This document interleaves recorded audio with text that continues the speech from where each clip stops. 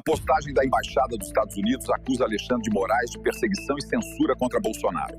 Mas a trama é ainda mais complexa do que parece. A liderança de Donald Trump e Marco Rubio denuncia essa ingerência. Querem silenciar os conservadores, mas o pior ainda está por vir. Vamos acompanhar tudo agora e no final dessa notícia, quando você entender detalhe por detalhe, você vai poder decidir o lado que vai ficar. Há pouco, inclusive, a representação diplomática publicou uma postagem no X, que é o antigo Twitter. Eu vou destacar para você que nos acompanha essa mensagem, que diz o seguinte: o ministro Moraes é o coração pulsante do complexo de perseguição e censura contra Jair Bolsonaro, que, por sua vez, tem restringido a liberdade de expressão nos Estados Unidos, graças à liderança do presidente Donald Trump e do secretário Rubio, Marco Rubio. Estamos atentos e tomando as devidas providências. Esse é o post feito há pouco, Embaixada dos Estados Unidos no Brasil. Repercutir esse posicionamento com os nossos comentaristas, essa nota acusando o ministro de perseguição e também censura contra o ex-presidente Jair Bolsonaro. Chamar o advogado da bancada, Nelson Kobayashi, para trazer suas impressões acerca desse posicionamento. É um post relevante, né? A gente tem tratado de tantas questões que envolvem a tarifa anunciada por Donald Trump e a gente talvez dedique muitos minutos do programa pensando em alternativas comerciais e tarifárias e pensando em estratégias que o governo brasileiro deve adotar. E aí tem uma postagem como essa que talvez também indique um caminho, né? Talvez não passe apenas pelas questões comerciais e tarifárias. Enfim, o que achou dessa postagem da Embaixada dos Estados Unidos aqui no Brasil? Olha, Caniato, essa postagem ela é simbolicamente importante para o momento, porque estica bastante a corda da relação diplomática.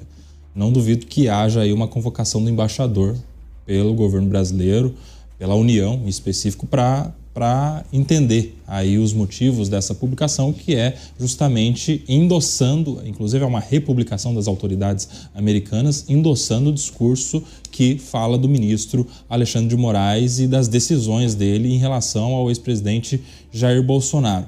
E aí a gente estava falando até agora há pouco das possibilidades de negociação aí, liderança do vice-presidente Geraldo Alckmin, conversa com autoridades americanas dentro do que é possível, dentro do que é disponível de negociação, que são justamente as questões comerciais, taxação, relações já históricas entre Brasil e Estados Unidos. Já em relação às decisões da Suprema Corte brasileira, neste ponto, isso só testemunha contra, principalmente, Eduardo Bolsonaro. Por quê? Porque se em algum momento haver um elo, uma ligação entre tudo que vem sendo dito pelas autoridades americanas e pelas suas decisões que estão sendo tomadas em relação ao judiciário brasileiro com a atuação do Eduardo Bolsonaro no exterior, isso vai fechar o quebra-cabeça da investigação em relação ao que se chama de coação no curso do processo. Ou seja, se a gente pega, inclusive, o histórico de manifestações do Eduardo Bolsonaro em relação a isso, houve uma mudança de discurso. No começo, ele reivindicava, acredito até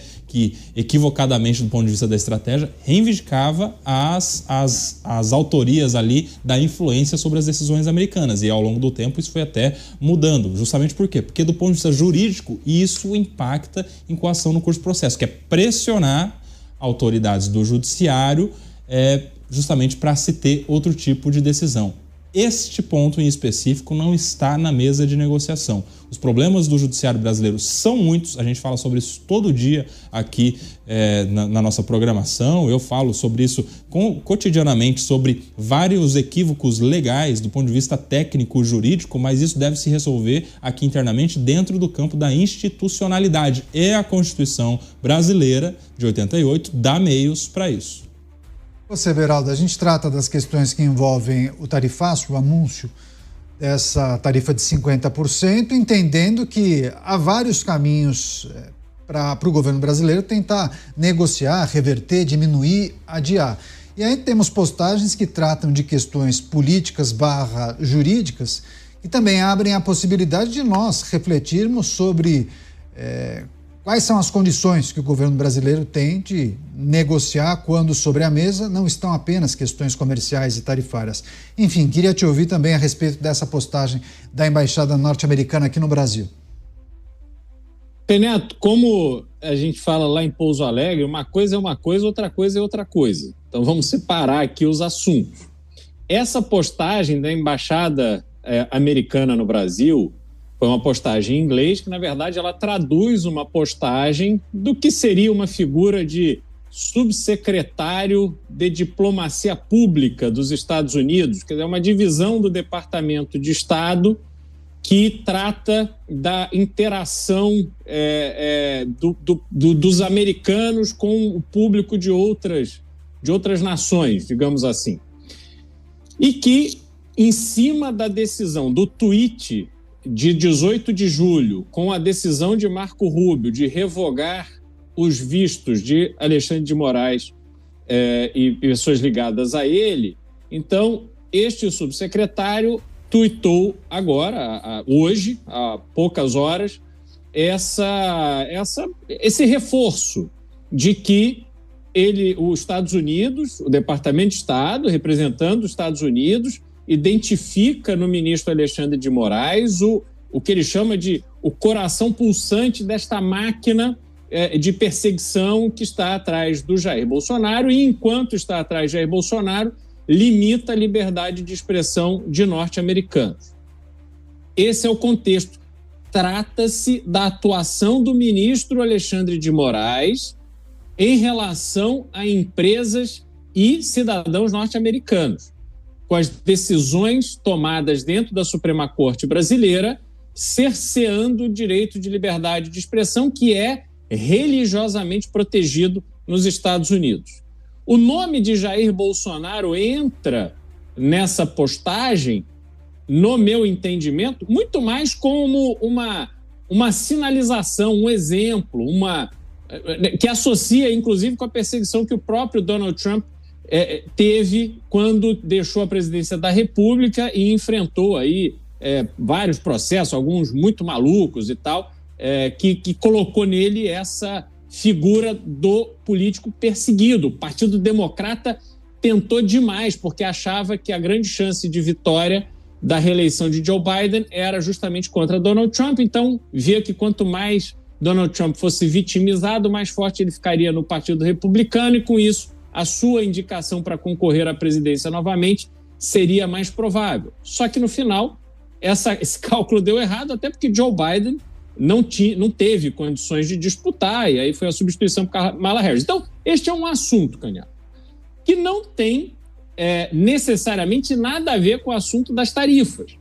O assunto das tarifas será tratado pelo Departamento de Comércio junto ao presidente Donald Trump, visando esta reorganização comercial dos Estados Unidos, o reposicionamento comercial dos Estados Unidos, e cobrando do Brasil, no caso específico do Brasil, as nossas posições em relação aos países, às nações que hoje são tidas como inimigas comerciais dos Estados Unidos.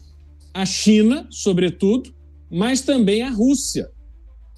Então, o que a gente tem dos Estados Unidos respondendo ao Brasil nas questões tarifárias é muito frágil, porque o governo brasileiro não está afim de ir para uma negociação séria. O governo brasileiro destacou para ser a liderança nessa negociação, inclusive externa, porque está aí a notícia de uma conversa de 50 minutos com o secretário de Comércio norte-americano, Geraldo Alckmin, que estava presente na posse do ditador iraniano. O Irã é um país que está na lista negra dos Estados Unidos. É um país tido como um dos países de uma liga terrorista, de países que financiam o terrorismo. Então, o Irã é um país que não faz parte do espectro diplomático dos Estados Unidos, mas o nosso interlocutor estava lá na posse. Aliás, o que tomou posse já foi morto pelas forças de Israel.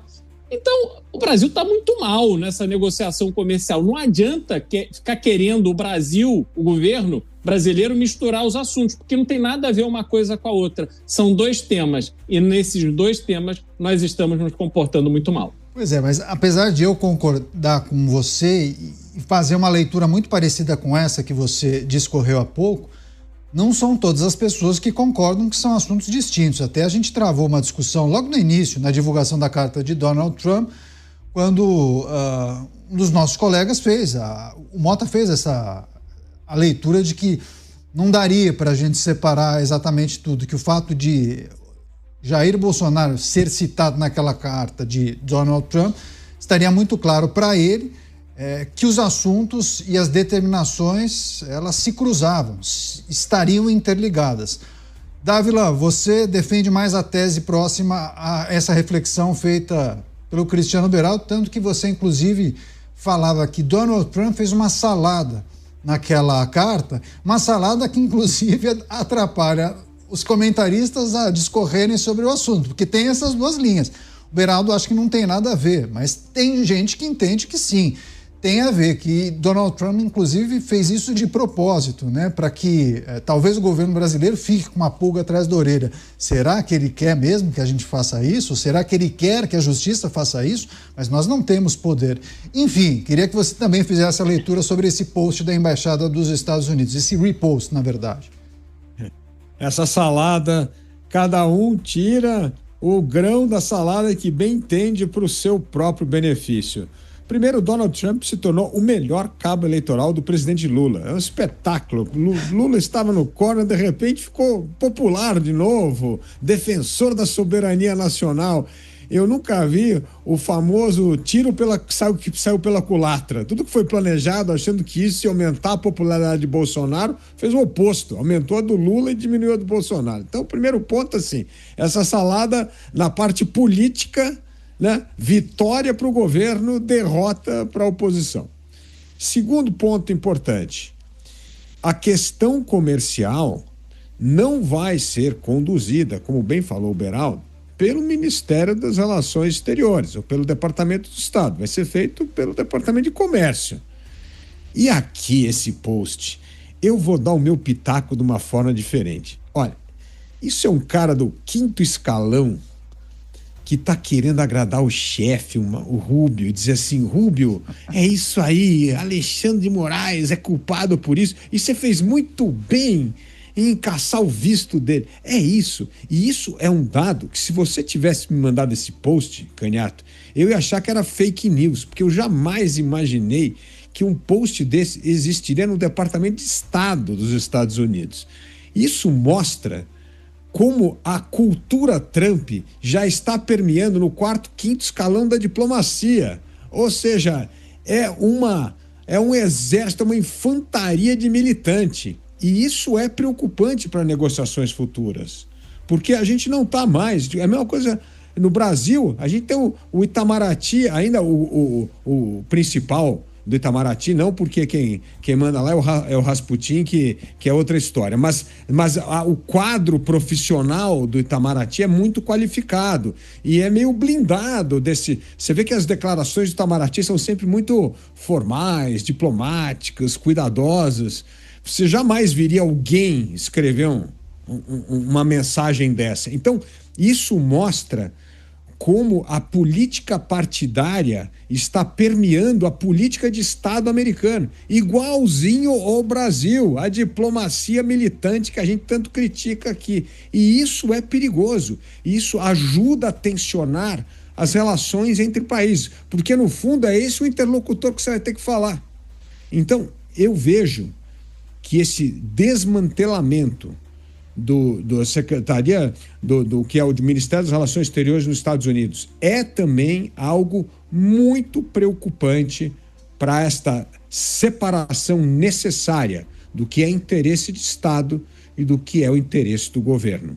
Esta mistura não ajuda a nada e mostra que vai sim tensionar as relações diplomáticas dos Estados Unidos, não só com o Brasil, mas com o restante do mundo. Esta mensagem mostra como a política partidária hoje dita o ritmo da diplomacia. Pois é, só para a gente tirar a dúvida da nossa audiência, então a Embaixada dos Estados Unidos aqui no Brasil, Beraldo, repostou essa postagem que foi feita por um funcionário da diplomacia, isso, alguém que trabalha com o Marco Rubio, mas que não necessariamente está no primeiro escalão, e aí faz essa repostagem naturalmente com anuência, presumo, de Marco Rubio.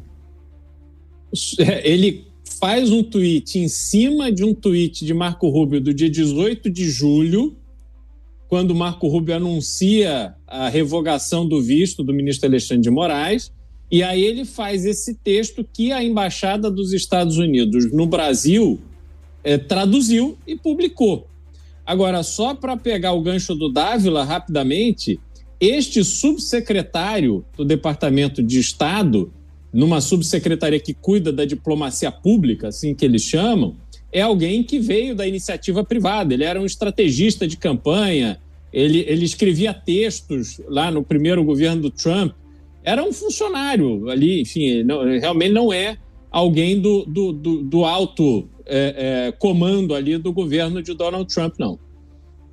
Você, Koba, essa discussão nós travamos lá no início, quando a carta de Donald Trump foi divulgada, porque ele tratou de vários assuntos em um mesmo comunicado, né? O primeiro parágrafo ele abre trazendo aquela reflexão sobre a situação de Jair Bolsonaro, mas também menciona nos parágrafos seguintes a questão comercial, que depois foi, inclusive, criticada pelos analistas aqui no Brasil, apontando que, inclusive, a balança comercial é muito favorável aos Estados Unidos, mas também as questões que envolviam o cerceamento ao direito à liberdade de expressão, principalmente em relação às medidas tomadas contra as Big Techs. Esse apontamento do Beraldo me parece que é seguido pela maior parte dos analistas, né, que é preciso fazer uma divisão, colocar cada assunto na sua devida gaveta, mas é preciso também considerar que em algum momento isso pode se encontrar, né? Justamente por conta dessa imprevisibilidade quando a gente olha para Donald Trump. Queria trazer a sua reflexão sobre isso, porque você não participou daqueles debates que nós fizemos aqui. Olha lá, Caniato, em relação ao que motivou o Trump a aplicar as suas taxações aqui ao Brasil, a taxação de 50%, ele coloca na carta esses motivos aí. A situação das decisões da justiça brasileira em relação à liberdade de expressão, às plataformas digitais, a situação do ex-presidente Jair Bolsonaro. E eu tenho dito desde o início de que esses são fundamentos que existem, mas não são os principais fundamentos. Esses são os fundamentos convenientemente utilizados por Donald Trump em relação àquilo que ele pretendia fazer.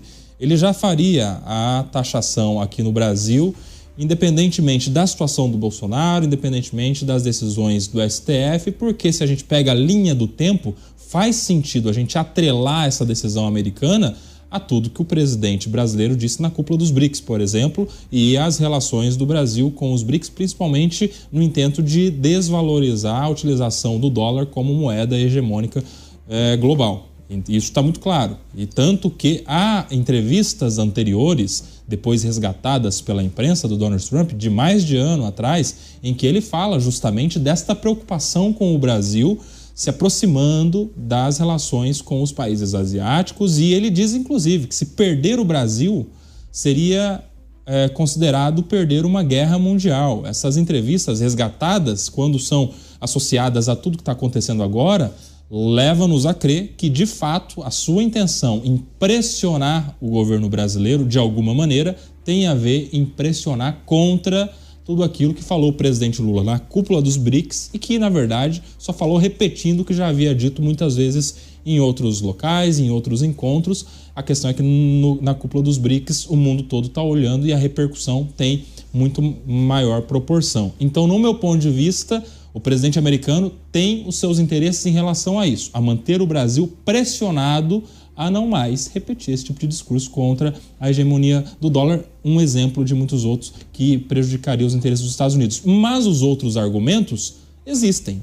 A situação do ex-presidente Bolsonaro, é claro que para o Donald Trump seria muito bom ter o seu aliado ideológico no governo. Isso resolveria a sua situação em relação a não aproximar o Brasil da China, por exemplo. Só que é um argumento secundário que é conveniente para ele.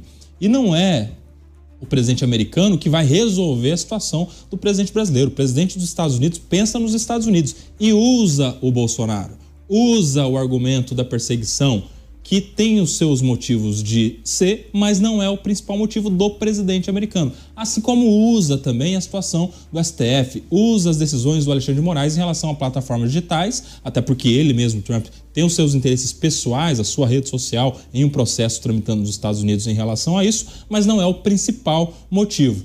Agora, a embaixada adere a esse tipo de motivação conveniente justamente para fazer coro lá ao que tem dito o presidente americano. Mas não é, de fato, o principal motivo, até porque, se fosse o principal motivo, isso não estaria lá no final da carta como uma abertura de negociação para o nosso país. E você futura, até porque o estar presidente americano por sabe que isso é dentro de inegociável. Então se inscreva agora no canal, deixe o judiciário seu like e brasileiro. ative as notificações para não perder nenhum detalhe das próximas revelações.